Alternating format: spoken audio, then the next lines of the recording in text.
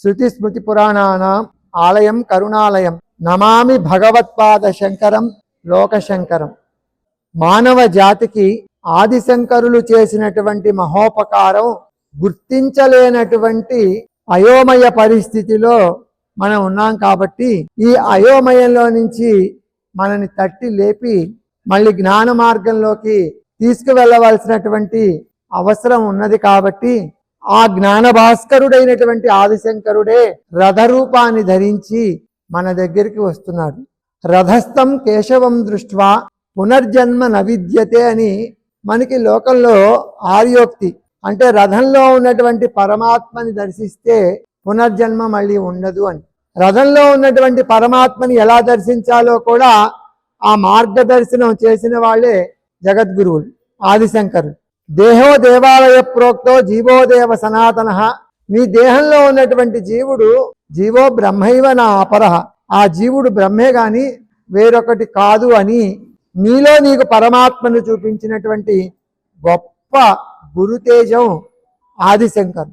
అటువంటి ఆ ఆదిశంకరులు రథరూపంగా వస్తున్నారు కనుక రథస్త్వం గురుం దృష్ట్వా చింతా సర్వం వినాశయేత్ అని ఇప్పుడు మనం కొత్తగా అనుకోవాలి. రథంలో ఉన్నటువంటి శంకరాచార్యుల వారిని దర్శిస్తే మన చింతలన్నీ పోతాయని. ఎందుకంటే శంకరాచార్యుల వారికి ఒక్క భారతీయులు కాదు, ఒక్క సనాతన ధర్మంలో వాళ్ళే కాదు, యావత్ మానవులు శంకరులకు రుణపడి ఉండవలసిందే.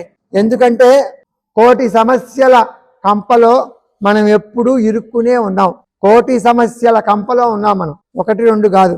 ఇన్ని సమస్యలు పోవాలి అంటే ఒక్కసారి గాలి వస్తే దూది పింజల్లాగా మేఘాలు గనక కదిలిపోయినట్టుగా ఆచార్యులు వారిచ్చినటువంటి జ్ఞానము అనేటటువంటి అగ్ని కనుక తోడైతే ఈ కోటి సమస్యల కంప కూడా సమూలంగా భస్మీపటమైపోతుంది.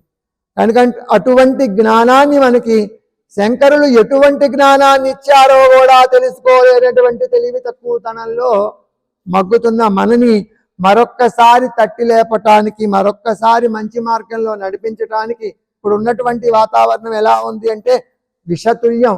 ఆనాడు శంకరులు కూడా 74 పైచిలకు అవైదిక మతాలను ఖండించారు, ఎన్నో అవైదిక మతాలను ఖండించారు.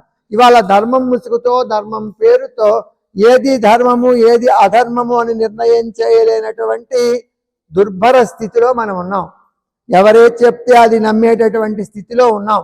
మనకు వివేకం ఉంటే ఎవరేది చెప్తే అది నమ్మం, ఏది తీసుకోవాలో అదే తీసుకుంటాం. కనుక మనం అంతటి అజ్ఞానంలో ఉన్నాం. కాబట్టి ఇంతటి అజ్ఞానంలో ఉన్నటువంటి మనకి మళ్ళీ సరైన మార్గదర్శనం కావాలి. కాబట్టి సరైన దిశానిర్దేశం, సత్యమైనటువంటి దిశానిర్దేశం జగద్గురువుల నుంచే ఉంది. కాబట్టి మళ్ళీ ఆ జగద్గురువులు రథరూపంలో మన ముందు వస్తున్నారు. కనుక ఈ రథయాత్రను ప్రతి ఒక్కళ్ళు కూడా ఒక దీక్షగా, ఒక యజ్ఞంగా, ఒక అనుశాసనంగా, ఒక ఉపదేశంగా, ఏ రకంగా అయినా సరే దీనితో ముడిపడి మన జీవితాలను సార్థకం చేసుకుందాం అని మనసారా నమ్ముతూ జగద్గురువుల యొక్క పాదపద్మాలకి మరొకసారి ప్రణామాలు సమర్పిస్తూ స్వస్తి.